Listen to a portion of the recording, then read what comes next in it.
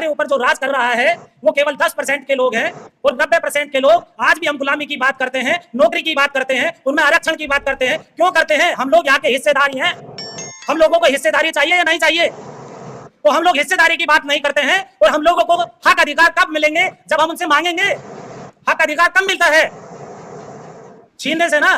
तो हम लोग छीनने वाले बनेंगे या नहीं बनेंगे, या मानते ही रहेंगे, या ऐसी सेमिनार रोज डेली हम लोग करते रहेंगे और एक दूसरे का मुंह देखेंगे कि हमारे देश में हमारे बराबर में कौन क्रांतिकारी होगा, कौन भगत सिंह होगा, कौन अशफाक उल्लाह खान होगा। लेकिन हम लोगों को भूत पिलाया जाता है कि हमारे देश को खतरा है मुसलमानों से। आज मुस्लिम समाज को थर्ड क्लास का सिटीजन बना दिया गया। मुस्लिम कहीं अलग से आया? जो यहाँ पर राज कर रहा है उनके आने का इतिहास है, जाने का नहीं है। मुगलों का आने का भी इतिहास है, जाने का भी इतिहास है। तो जो यहाँ मुस्लिम है 90%, 98% नहीं, 99.1% वो यहाँ का मूल निवासी है। एक केवल व्यवस्था, जाति, ये सब वही चीजें हैं। केवल एक विचारधारा ही तो इधर से उधर हुई। तो दुश्मन आपका कौन है ये हम लोगों को समझना होगा। आज हमारे बीच में हमारे बच्चों को, मैं अभी मेरठ से आ रहा था, छोटे छोटे बच्चे नशे में, भांग में चूर। क्या हम लोगों को यही चाहिए? क्या हम लोगों के, हमारा समाज, क्या इससे हिस्सेदारी मिलेगी? हम लोग शिक्षित नहीं होंगे, हमारा समाज जागरूक नहीं होगा, हम लोग केवल नशेड़ी बना दिए जाएंगे।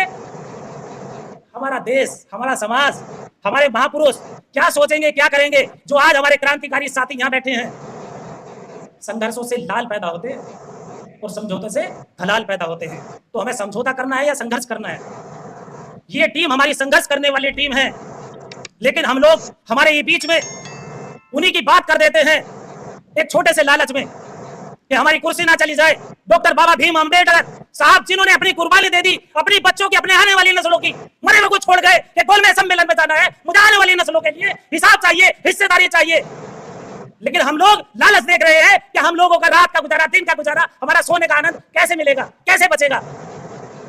हमें जब तक अपने आने वाली नस्लों के लिए चिंतित नहीं होंगे, लिख लो एक डायरी पे, स्टाम्प पेपर पे लिख लो, तो आपको, हमें अपने हक अधिकार कभी नहीं मिल सकते। और हम लोग यदि आरक्षण आरक्षण कहते रहेंगे तो हम लोग गुलाम के गुलाम और नौकर के नौकर बनते रहेंगे। हमें नौकरशाह नहीं, हम यहाँ के शासक हैं। तो हमें हिस्सेदारी के साथ में शासन करने वाले हैं, तो शासन मिलेगा, तो शासन करेंगे तो हमें अपने आप हिस्सेदारी मिलेगी। और वही आरक्षण और वही जो हम लोग डिमांड कर रहे हैं दूसरों से, वो हमें मांगने की जरूरत नहीं। तो हम लोगों,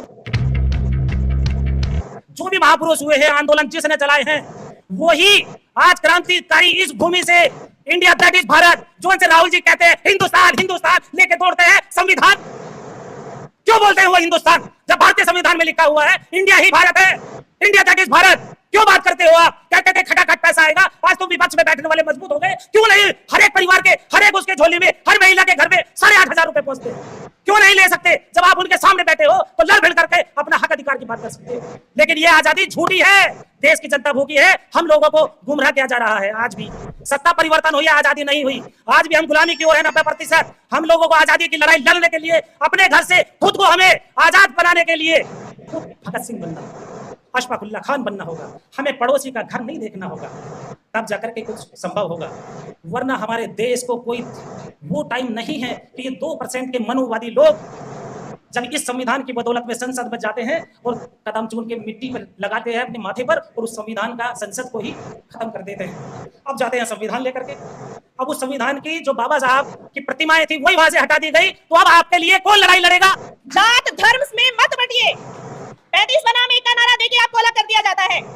कभी जात की अफीम सुखा दी जाती है, कभी धर्म की अफीम सुखा दी जाती है। उस सबसे ऊपर उठिए, इंसान बनिए, संगठित रहिए, और जो काबिल है उसको आगे करके उसका साथ दीजिए, सड़कों पर भी साथ दीजिए और उसको संसद तक पहुंचाने में भी साथ दीजिए। हम भी आपका साथ देंगे।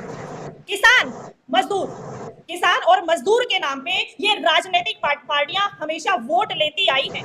हम किसान के लिए ये कर देंगे, हम मजदूर के लिए ये कर देंगे, हम किसान के बच्चों के लिए ये सुविधाएं लाएंगे, हम मजदूरों के लिए ये सुविधाएं लाएंगे। पर कौन लाया सुविधाएं? वो सुविधाएं उन्होंने आपका वोट बैंक इकट्ठा करके, आपके वोट लेके वो सुविधाएं उन्होंने खुद के लिए जुटाई, खुद के बच्चों के लिए जुटाई। आज उनके बच्चे घरों में बैठ के प्रैक्टिस कर रहे हैं, कॉम्पिटिटिव एग्जाम्स की तैयारी कर रहे हैं, और हमारे बच्चे उन्होंने धर्म और कावड़ों की तरफ, हरिद्वार की तरफ धकेल कर वहां उन्होंने उस रास्ते पे उनको लगा दिया ताकि वो उस कंपटीशन में शामिल ही ना हो सके। उनको धर्म की एक ऐसी अफीम चटा दी गई है कि वो कुछ समझ नहीं पा रहे। अगर हम उनको कुछ समझाने की कोशिश भी करते हैं तो उल्टा हमारा विरोध करते हैं। ये दिया उन्होंने। आप लोगों ने यहां से अनाउंस किया है आगे प्रोग्राम का, बात हुई यहां से कि सड़क पे उतरिए, तो हम ऑलरेडी सड़कों पर हैं। हम वो टीम है जो 13 महीने दिल्ली की सड़कों पर बैठे हुए थे।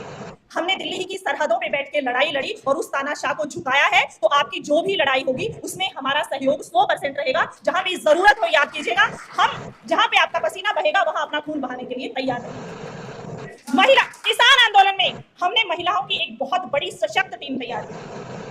ये वो महिलाएं थी जो कुछ भी कर गुजरने को तैयार थी। तो मैं आपसे एक विनम्र निवेदन करना चाहूंगी कि अगली बार जब भी आप यहाँ आए, अपने घर से अपनी माता, अपनी बहन, अपनी बेटी या अपनी बीवी की हिस्सेदारी भी यहाँ करें। हम वहां हिस्सेदारी मांग रहे हैं ना, तो उस हिस्सेदारी को मांगने से पहले यहाँ हमें हिस्सेदारी दिखानी होगी, तब हम वहां की हिस्सेदारी का दावा कर सकते हैं, वरना इन खोखले बातों का कोई फायदा नहीं।